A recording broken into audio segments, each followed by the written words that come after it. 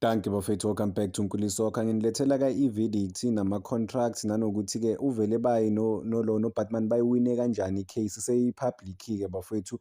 UHilton Epstein lo mlungu lona be-arbitrator othe ama-player ama-free agent sekakukhiphile konke-ke online for i-media. So i-contract kaBatman nayi-ke bafethu. UBatman-ke ukhulele lapha ku-Cape Town Spurs but usayine i-contract renewal ngeyi-1 August 2024, asayine i-contract ezorana from ngeyi-1 July 2024 ngoJune 2026 ngeyi-30. So bayachaza-ke laphana ukuthi into ebalulekile lana kubhaliwe ku-contract kaBatman ukuthi usayina i-professional contract e-fixed term ku-appointment yakhe.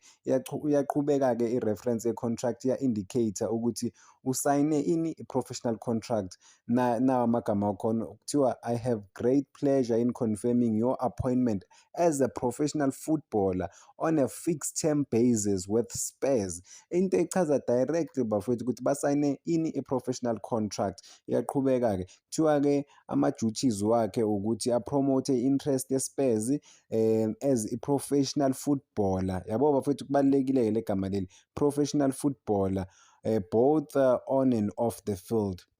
So i-paragraph ke yokugcina iyastate ukuthi i-contract kaBatman, i-employment shall be governed by imithetho yase-South Africa yabo bonke abasebenzi abasebenza under i-contract, even ebholeni nama-rules wakhona in general, ama-rules we-NSL, i-handbook yakhona in particular bafowethu eshoyo ukuthi ama-professional football or professional football i-P_S_L ne-N_F_D kuphela, which is i-P_S_L siyazi ukuthi i-N_F_D nelo, but mase bayi-divide bathi i-P_S_L ibhethwe Premiership and then i-N_F_D na yini, Mtsipes Championship or Foundation. Iyo into abayi-underline-ayo ukuthi abadlali bobawu-2 basayine ama-professional contracts, azange basayine ukuthi badlale kuma-amateur njengoba ilona sebayi-relegatile kuphi to amateur side. Na i-contract kaVele Bayi-ke, uVele Bayi yena wasayina i-contract eqala, wayisayina ngeyi-12 September 2023, fixed contract between yena ne-Spurs eqale from 2023 to 2026 June, expire same day, kusho ukuthi as eka-Batman leya contract le. I-contract le kusho ukuthi ba-campaign-a kuphi ku-P_S_L. Usayine i-contract yokuthi uzo-campaign-a ku-P_S_L, not all football systems or league ase-South Africa overall. So again nayo bayasho ukuthi i-contract ka-Mr Vele Bayi laphana iya-state ukuthi usayine i-contract yokuthi uzodlala i-professional football kuphela, not okunye. So isimila ngempela, professional footballer, nali igama eli-important futhi bafowethu, professional footballers fixed term letter of appointment, amagama wani we-Cape Town Spurs, yibo abavumayo abavuma at the time ukuthi basayinise abadlalini ama-professional contract. So nayo amagama-ke we-Spurs bathi afana nalawa kaVele Bayi waka-Batman, bathi it is our great pleasure in confirming your appointment as a professional footballer on fixed term basis with Spurs. So baye-underline-ke umthetho-ke or u-Epstein mayekhuluma lecala leli uyayi-underline ukuthi lena is skilled, uVele Bayi skilled professional footballer and uzobe expected at all times ukuthi to keep himself fit, in good health, and akwazi ukuperforma to ama-standard expected to i-Cape Town Spurs, both as a footballer inside the field of play and in the outside. So then bayasho ukuthi okay, uVele Bayi wayivuma le offer lena ukuthi uzokwazi ukubasebenzela, but into ebaluleke kakhulu ukuthi ubasebenzela under ini i-P_S_L and then third division akuyona ini i-P_S_L. And then i-Spurs they were given a chance to extend, kusho ukuthi bekune-clause ukuthi ba-extend i-contract kaVele Bayi to uJune 2027. Kusho ukuthi i-contract kaVele Bayi kahle kahle beyizophela 2027 laphana ku-Cape Town Spurs. So i-ruling iba-favour kanjena-ke abadlali bafowethu ukuthi i-Spurs basi-relegatile and abadlali-ke basayine ama-professional contract, abazilokhanga ini lapho ukuthi basayine ama-contract ukuthi manje bodlala kuze baze bafeke laphana ku-Cape Town Spurs noma seyibachitha bona, no, basayine ama-professional contract. Yingakho bakwazile ukuwina laphana overall bafowethu, ukuwina ini ilokhu njani icala labo, icala esilidonsele in 2 months bafethu. I mean kumele simshayele izandla simncome lo mlungu lona bafethu okwazile ukufika asolve le cala leli. Why ngithi kumele simncome? It's very important ukuthi simncome because ukwazi ufike last week lo mlungu lo last week washo ukuthi case of emergency le kumele alisolve fast le cala leli, make sure ukuthi indaba yale cala leli iyaphela immediately. Hhayi ukuthi kuloke kuhlalwa omanye o-2 months futhi no, icala aliphele fast bakwazi-ke ovele bayokulwina. And then ube fair, azange ngafeyva ukuthi baku-Kaizer Chiefs azange ngafeyve inini, ufollowe imithetho yebhola, but most importantly into emasiyifunda le case leli or le cala de walisolve ngakhona, ulisolve based on ukuthi iSpurs sona besithini kuma-contract, sitheni masisayinisa uvele baye noBatman lama-contract, ukuthi nina as Spurs nathi nibasayinisa ama-professional contract njengoba senirelegate-iwe-ke nina. Chaza ukuthini lo, anisekho professional. Yes bane-contract nani siyavuma, but bona angeke bakwazi ukudlala ku-amateur side cause the only professional contract basayina ama-professional contracts ukudlala under ini i-PSL, and then i-PSL yini i-Betway Premiership ne-National First Division kuphela. Once wa-relegate waba-under, i-professional contract yakho ayisekho at all. So I mean congratulations to uvele baye noBatman ukuthi finally after ukudraga okungaka ama-delays angaka ukuthi finally bafikile ku-Kaizer Chiefs.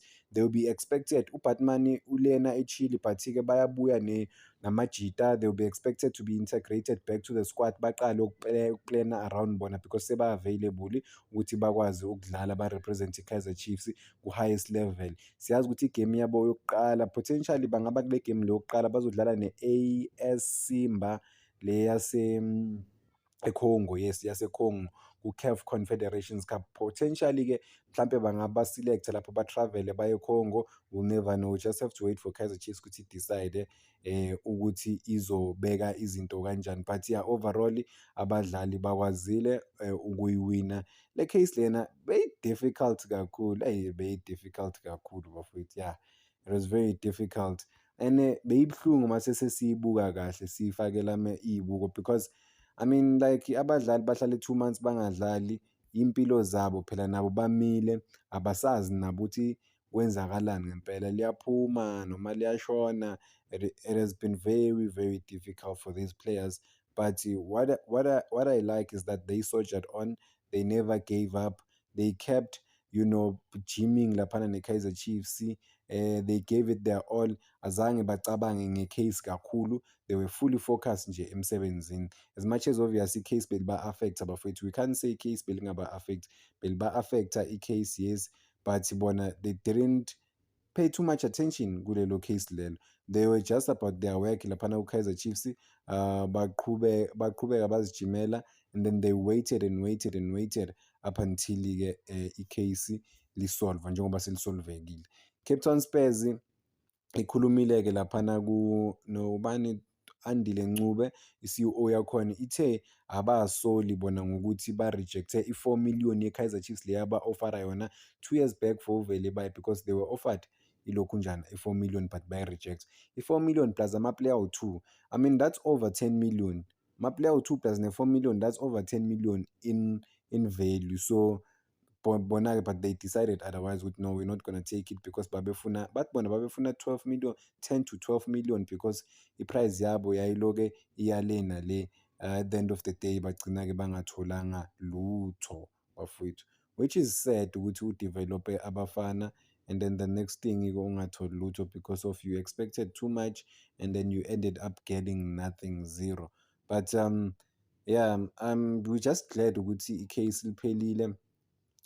Bathe bona i-Cape Town Spurs ithe bazohlala nama-lawyers wabo phansi babheke ukuthi banga-approach-a lento lena kanjani, maybe babheke amanye ama-channels ukuthi bakwazi ukusolva le ndaba le because bona even namanje bayabhilive ukuthi ama-players awabo, but-ke they still expect ukuthi bathole imadlana from ama-player or from ukuthi baluze ini ama-players wabo overall lapha ovele baye.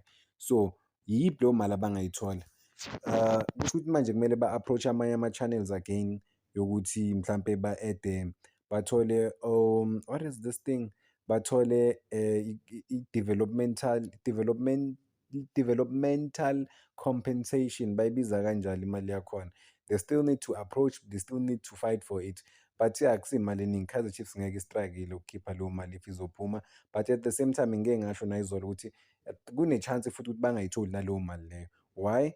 Because i-players union inokudefend ithi hayi bo, ayikho imali enizoyithola nina, you guys were offered but nahluleka i-1 2 3 1 2 3. So maybe-ke naleyo mali bogcine bangayitholanga. But yeah, it's a loss ukuthi bakhulise uBatman kangaka iminyaka, bamkhulisa iminyaka emingaka, the end of the day bamluze the way abamluze ngakhona mahhala. But yeah, it's a beauty of ibhola. I mean, i-professional setup. Well, okay, maybe ngiyibeka ngendlela embi uma ngithi it's a beauty. I would say it's a beauty and the struggle of ukuba sebholeni. Khona izinto ezikufavorayo, khona izinto ezingakufavor. And then kuya ngawe ukuthi ufuna uku-approach-a izinto kanjani. I mean, as a team, obviously-ke nabo bebafuna ukubhenefitha something, ukudevelopha ama-player. But at the same time, nabo bebanganalo iqiniso ekutheni why lama-player lawa wokuthi bafocusa kulawa because of afunwa i-Kaizer Chiefs or sisayinwe i-Kaizer Chiefs. Ababe-fair bona ukuthi namanye lama-players lawa abanawo bafowethu basho ukuthi okay, we're not selling our players, let them stay and fight. But-ke bona they were selective kule nto le ukuthi bathi hayi laba abafunwa i-Kaizer Chiefs yibe sobagijimisa sifuna imali, laba abafunwa amanye amathimu, so we just have to ignore, siba-release mahhala. So uyabona ukuthi ba-selective because of kune-Kaizer Chiefs la phakathi. But-ke I'm glad ukuthi sifike, i-case lifike la lifike khona, nabadlali bakwazile ukuba ama-free agent, bakwazi ukujoyina i-team, especially for uvele bayakwazi ukujoyina i-Kaizer Chiefs because i-team of his dream. I mean, imagine for 2 years bebamfuna laphana angakwazi ukujoyina, but-ke ekugcineni bafowethu ukwazile ukujoyina i-Kaizer Chiefs overall. What a case. Seyivaliwe-ke okwamanje. Thanda nje ukuthi danko bafowethu. Ngicela ningakhohlwa ukulike ni-subscribe. Ngiyabonga kubo bonke abantu abasubscribe-ayo, abalayikhayo. Sure.